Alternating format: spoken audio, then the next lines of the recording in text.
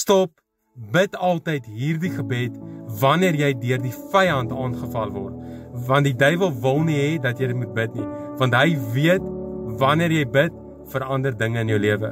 So sê hierdie gebed elke keer wanneer jy dit nodig het. Stoor dit op jou foon en deel dit sodat jy kan terugkom om dit te kan bid.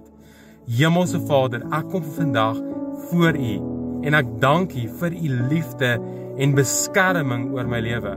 Ek verklaar Psalm 91 oor my. U is my vesting, U is my God en U is die een in wie ek my vertroue plaas. Bedek my en my familie en my geliefdes onder die skadu van U vlerke. Omring ons met engele en beskerm ons teen elke aanval van die duiwel en elke plan van die vyand. Geen wapen wat teen my gevorm word, sal voorspoedig wees nie, en elke tong wat teen my opstaan, is veroordeel. Vul my met U vrede, U krag, U wysheid en U volmaakte wil in my lewe. En ek bind elke strategie, plan, misleiding, leuen, vrees, twyfel en elke ongeloof van my familie en my vriende af.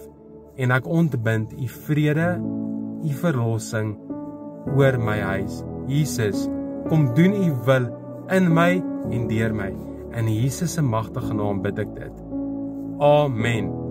Indien jy elke oggend 'n stemboodskap van my wil ontvang, WhatsApp die woord hoop na 063 699 8098 of volg die linkjie onder in die comments.